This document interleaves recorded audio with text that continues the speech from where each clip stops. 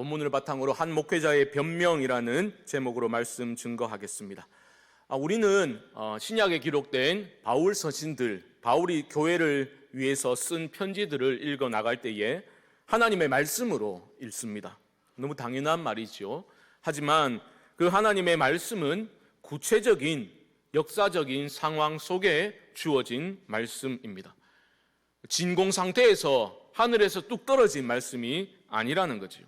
바울이 다양한 환경에서 목회를 하면서 겪었던 그 모든 경험들이 또 그의 서신들 안에 고스란히 담겨져 있는 겁니다. 그렇기 때문에 우리가 바울 서신을 읽어 나갈 때에 너무 영적으로만 읽으려는 태도는 지양해야 합니다. 물론 하나님의 말씀은 시대 상황에 매일 수 없겠지요. 보편적인 진리의 말씀, 지금 여기 우리 교회에도 적용될 수 있는 분명한 진리의 말씀입니다. 하지만 바울이 무엇 때문에 기뻐했고 무엇 때문에 슬퍼했고 마음 졸였는지, 무엇 때문에 눈물을 흘렸는지, 그러한 것들을 무시한 채에 그저 이 성경 구절들을 교조적으로만 받아들이는 것, 위험한 태도일 수 있겠습니다. 상황을, 그때 무슨 일이 있었는지를 분명히 보아야 합니다. 무슨 수학 공식처럼 그냥 칼같이 적용할 수 있는 그 진리가 아니라는 거죠. 문맥을 살펴야 하고요, 그때 바울에게, 오늘 데살로니가 교회에게 무슨 일이 일어났던가, 그것을 보고 해석함으로써 드러나는 진리인 것입니다. 이런 관점에서 우리가 바울의 서신들을 읽어 나가게 되면 이전에는 보지 못했던 것들이 눈에 들어오기 시작합니다. 예를 들면 각 서신들마다 바울의 목소리 톤이 다르구나라는 것도 우리는 발견하게 되는 거죠. 예를 들어서 갈라디아서 같은 경우는 인사도 그냥 대충 하고 생략하고 곧바로 굉장히 바울이 격앙되어서 성도들을 책망하는 매우 강력한 그런 어조로 기록이 되어져 있습니다. 반면에 빌립보서 같은 경우를 보면 옥중 서신임에도 불구하고 바울은 마치 지금 나를 당장 때려 죽여도 내 안에 이 넘쳐나는 기쁨을, 평안을 누구도 막을 수 없을 거다, 그러한 굉장히 기뻐하는 그러한 목소리를 우리는 감지할 수가 있습니다. 그런데 오늘 살펴볼 데살로니가 전서를 읽어 나가다 보면 우리는 바울이 성도들을 향해서 매우 낮은 자세로, 저자세로 성도들에게 무엇인가를 계속해서 해명하는 듯한 그런 말투를 우리는 발견하게 됩니다. 말이 좋아서 해명이지 조금만 삐딱하게 보면 구차한 변명을 바울이 늘어놓는 것처럼 느껴질 수도 있겠습니다. 예를 들어 볼까요? 오늘 본문 2장 17절과 18절 말씀 한번 보여주시죠. 제가 읽습니다. 형제들아, 우리가 잠시 너희를 떠나는 것은 얼굴이요 마음은 아니니 너희 얼굴 보기를 열정으로 더욱 힘썼노라. 그러므로 나 바울은 한 번, 두 번 너희에게 가고자 하였으나 사탄이 우리를 막았도다. 이게 좋게 들으면 해명이지요. 하지만 삐딱하게 들으면 구차한 변명일 뿐입니다. 아마도 그 당시에 바울의 적대자들은 그 데살로니가 교회 성도들을 향해서 목회 실패하고 도망쳐버린, 성도를 버리고 도망쳐버린 목사가 무슨 말이 많냐, 참 낯짝도 두꺼워, 이런 식으로 말을 했을 겁니다. 뿐만이 아니라 2장 전체에서 바울은 데살로니가 성도들을 향해서 굉장히 다각도로 자신의 입장을 변호하는데 열과 성을 다하고 있습니다. 그래서 우리는 이 시간에 한번 바울이 도대체 무엇 때문에 이렇게 자기 변호에 힘쓰고 있는지를 한번 살펴볼 것이고요, 그걸 위해서는 2장 전체에서 그가 해명하는 바가 무엇인지 실제로 바울이 말하고 있는 것들을 살펴보아야 할 것입니다.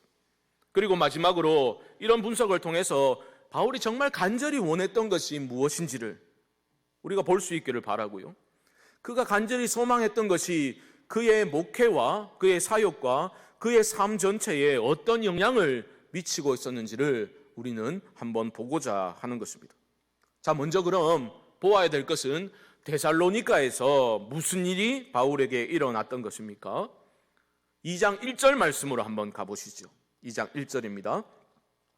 형제들아, 우리가 너희 가운데 들어간 것이 헛되지 않은 줄을 너희가 친히 아나니.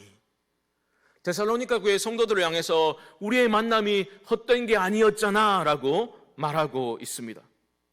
여러분, 바울이 데살로니가에 어떻게 들어가게 되었습니까? 2절 말씀은 이렇게 말하죠. 너희가 아는 바와 같이 우리가 먼저 빌립보에서 고난과 능욕을 당하였으나 우리 하나님을 힘입어 많은 싸움 중에 하나님의 복음을 너희에게 전하였노라. 무엇을 알 수 있습니까? 데살로니가로 넘어가기 전에 빌립보에서 바울 전도팀이, 선교팀이 사역을 했다는 거죠. 그런데 엄청난 반대에 부딪혀가지고 고난과 능욕을 당했다라고 기록하고 있습니다. 물론 사역의 열매가 있었습니다. 하지만 도시의 소요 사태가 일어날 정도로 큰 반대를 경험하기도 했습니다. 많은 싸움 중에라는 말은 엄청난 고난과 핍박 중에 어떻게 했다고요? 너희들에게 복음을 전했잖아. 그러니까 헛된 게 아니다라고 바울은 말하고 있는 겁니다. 데살로니가에서 복음을 전할 때 무슨 일이 있었던지는 사도행전 17장을 보시면요, 꽤 자세히 기록이 되어져 있습니다. 제가 요약해서 말씀드리면 이렇습니다. 복음의 열매가 있었습니다. 경건한 헬라인의 큰 무리들이 복음을 받아들이게 되었습니다. 그리고 적지 않은 귀부인들도 바울이 전한 복음을 믿게 되었습니다. 그런데 갑자기 어려움이 닥쳐오게 됩니다. 왜요? 그 지역에 유대인들이 열을 받은 거예요. 유대인들의 관점에서 보면 바울은 이단 중에 이단입니다. 율법을 폐기하려고 하는, 이방인들과 마음대로 교제하고 그들에게 너희가 하나님의 백성이다 이런 식으로 선언하는 이단 중에 이단이 바울이었던 겁니다. 그래서 이 유대인들이, 데살로니가 지역의 유대인들이 깡패까지 동원해가지고 바울 전도팀을 박해하였던 겁니다. 그 고통을 오늘 본문 15절과 16절에서 바울은 이렇게 말하고 있습니다. 보십시오. 유대인은 주 예수와 선지자들을 죽이고 우리를 쫓아내고 하나님을 기쁘시게 하지 아니하고 모든 사람에게 대적이 되어 우리가 이방인에게 말하여 구원받게 함을 그들이 금하여 자기 죄를 항상 채움에 노하심이 끝까지 그들에게 임하였느니라. 어떻게 구체적으로 유대인들이 핍박을 가했는지에 대해서는 기록하고 있지 않지만 쉽게 말하면 그들은 바울을 죽이려고 달려들었습니다. 심각한 생명의 위협을 바울은 느끼게 됩니다. 그래서 야반 도주를 해야만 했던 그런 일이 일어나게 된 것입니다. 이게 바울 편에서는 너무 심각한 거예요. 왜요?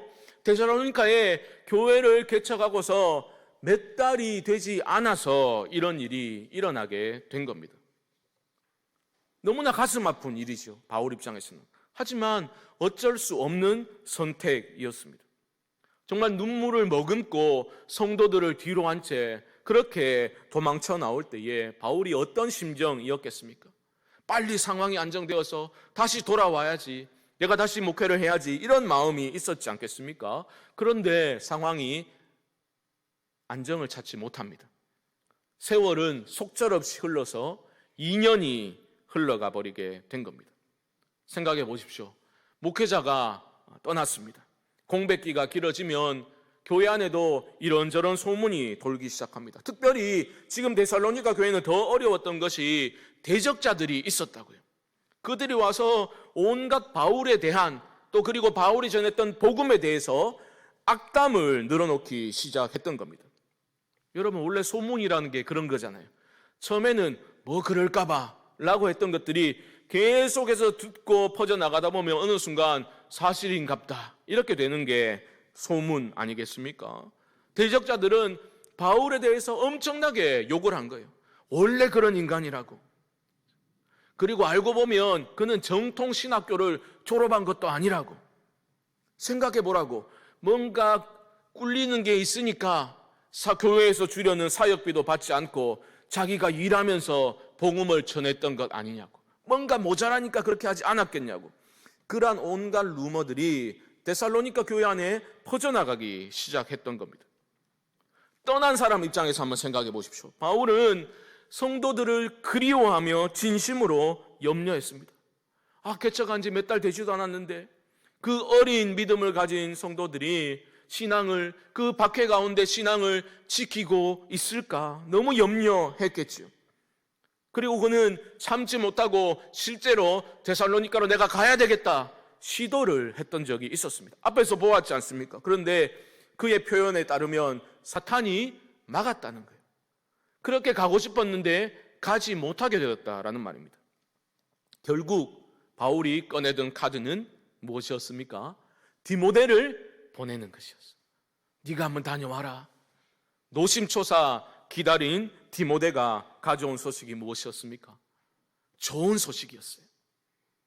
데살로니가 교회 성도들이 그 환난 중에도 믿음을 지키고 신앙생활을 잘하고 있다고, 그 주변에 좋은 믿음의 소문이 나고 있었다고, 그런 기쁜 소식을 전해주었을 뿐만 아니라 바울 사도에 대한 것도 전해주었습니다. 성도들이 그런 루머에도 굴하지 아니하고 바울 사도를 신뢰하면서 존경하면서 그렇게 기다리고 있더라, 좋은 마음을 품고 있더라, 이런 이야기들을 전해주게 된 겁니다. 바울이 뛸 듯이 기뻤습니다. 그래서 1장을 시작하면서 그는 그의 기쁨과 감사를 감추지 않고 1장에서 표현하고 있습니다. 그리고 2장에 접어들면서 그를 신뢰하고 있는 그러한 소식을 전해 들었으니 그때 정확히 무슨 일이 있었던지를 사랑하는 성도들에게 해명을 하고 있는 것입니다. 2장에서는 결국 그러한 바울의 목회자의 해명의 말들로 가득 채워져 있음을 보게 됩니다. 제가 이 본문을 묵상하면서 오늘 특별히 말씀을 나누게 된 그 계기가 있다면 이런 겁니다. 바울의 그 해명의 말들이 이 시기를 살아가고 있는 우리에게, 어쩌면 저에게 참 많이 공감이 되었기 때문입니다. 코로나 어려운 상황이지 않습니까?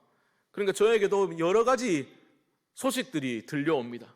직간접적으로 그런 목회자들에 대한 이야기들을 듣게 됩니다. 거의 어렵다는 이야기 일색이에요. 다 어렵다고 말을 합니다. 저도 쉽지 않은 목회 기간을 지금 보내고 있는 셈이죠. 마음이 솔직히 어려워질 때도 왜 없겠습니까? 그래서 사도 바울도, 위대한 사도 바울도 이렇게 마음 졸이고, 그렇죠? 염려하였구나, 마음이 어려웠구나 라는 것을 보면서 그게 한편으로는 위로가 되잖아요. 그렇지 않습니까? 그런데 거기에 그칠 수 없는 것을 하나 보게 되었습니다. 잘 보니까 바울은 자기 자신이 위로받기 위해서 해명하고 있는 게 아니더라고요. 이 수많은 해명의 말들이 자기 자신을 위함이 아니라 성도를 위하는 마음, 그리고 궁극적으로는 하나님의 부르심에 응답하고자 하는 마음 때문에 이렇게 해명을 하고 있는 것을 보게 되었습니다. 보십시오.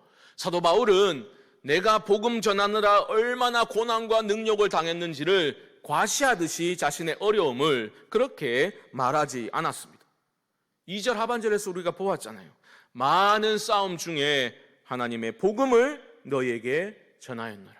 이게 하면 된 거예요. 내가 어떤 고난과 역경을 받았는지를 개의치 아니하고 하나님의 복음을 너희에게 전할 수 있었으니 그것이면 되었다. 이것이 바울의 입장입니다. 목회자의 마음가짐이다라고 볼 수 있겠죠. 3절에서도 무엇이라 말했습니까? 우리가 너희를 속이려는 게 아니다, 이렇게 말을 하고 있습니다. 왜 이런 말을 합니까? 오늘 본문 4절 말씀 한번 보십시오. 4절입니다. 우리 한번 함께 읽어볼까요? 시작. 오직 하나님께 옳게 여기심을 입어 복음을 위탁받았으니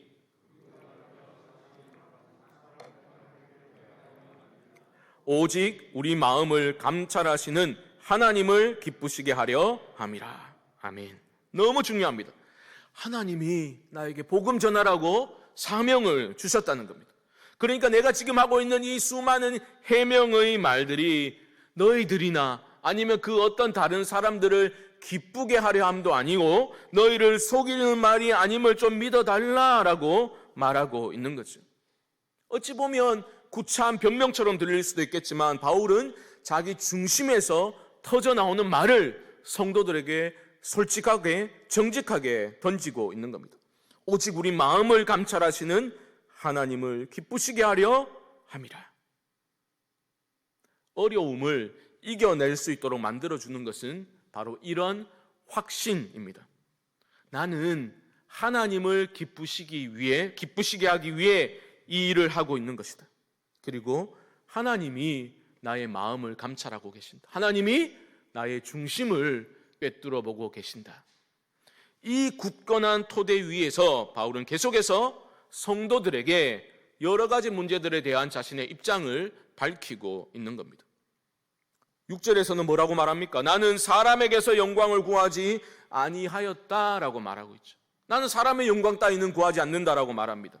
그리고 7절에서는 사람들이, 나의 대적자들이 말하는 것처럼 나에게 무슨 문제가 있어서, 아니면 내가 전하는 복음에 무슨 문제가 있어서 내가 너희들에게 사역비를 받지 않았던 것이 아니다라는 것을 해명하고 있습니다. 7절 말씀 보십시오. 제가 읽습니다. 7절입니다.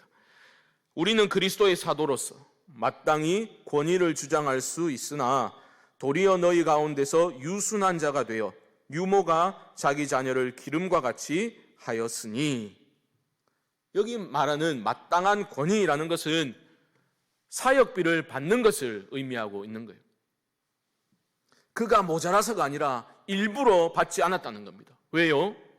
성도들을 향한 그의 사랑 때문이었습니다. 물론 그는 다른 사도들도 나처럼 받지 말아야 된다라고 말을 하지 않았습니다. 하지만 적어도 여기 이 상황에서는 성도들을 위하는 그 사랑의 마음 때문에 그렇게 했다는 거예요. 8절 말씀 보십시오.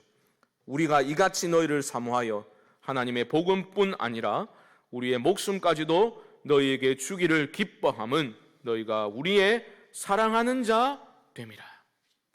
복음뿐만 아니라 목숨까지도 너희를 위해서 기꺼이 내놓을 수 있었다라고 말하는 것은 무엇 때문이라고요? 사랑 때문이었습니다. 9절 중반절도 보십시오. 너희 아무에게도 폐를 끼치지 아니하려고 밤낮으로 일하면서 너희에게 하나님의 복음을 전하였노라. 잘 아시다시피 바울은 실제적으로 텐트 만드는 일을 하면서 자비량으로 그렇게 선교를 하였습니다.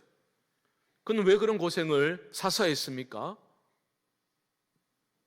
다양한 이유를 제시할 수 있겠지만 가장 중요한 것은 바울은 그렇게 믿은 거예요. 이런 식으로 자신이 복음 사역을 하는 것이 성도들에게 유익하다라고 그는 판단을 했기 때문입니다. 하나님의 복음을 너희에게 전할 수만 있다면, 그 복음이 너희 삶의 열매로 나타날 수만 있다면 나는 그 어떤 고생을 해도 아무 상관없다. 이것이 바로 바울의 태도였던 겁니다. 목숨까지도 내어줄 수 있다. 바울은 그렇게 말하고 있는 거죠. 오늘 본문 말씀을 묵상하면서 또 설교문을 써내려가면서 제 마음을 장악한 것은 무엇이었겠습니까?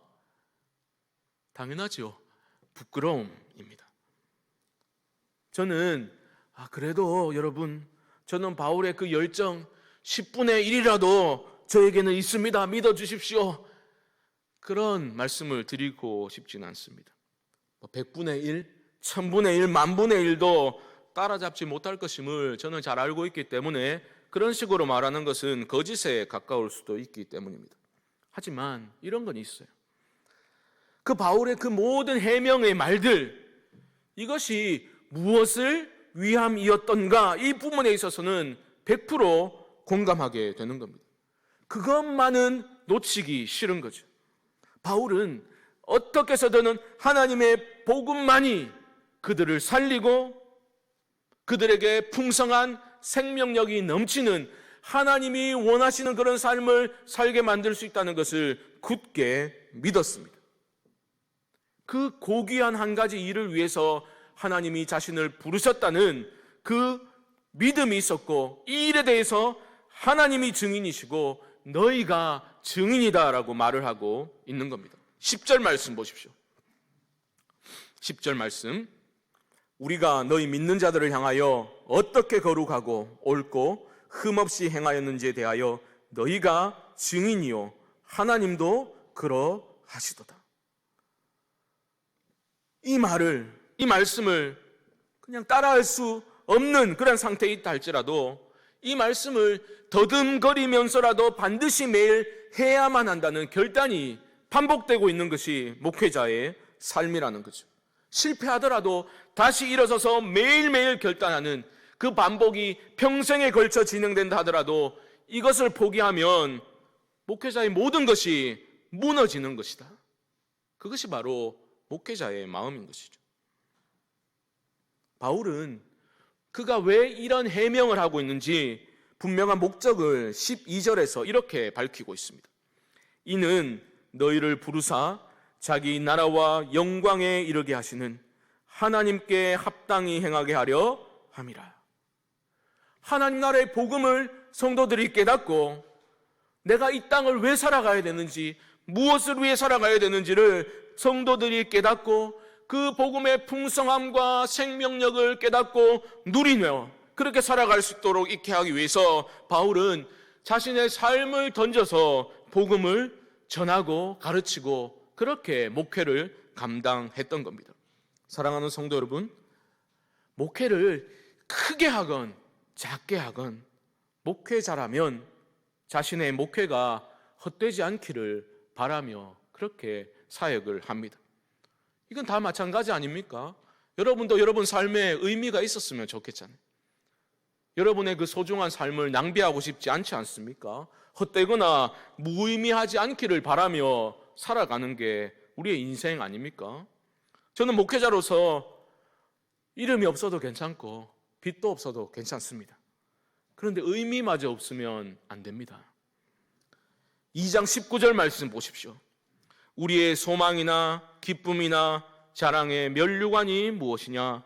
그가 강림하실 때 우리 주 예수 앞에 너희가 아니냐? 저도 한 사람의 목회자로서 이 말을 하고 싶은 거예요.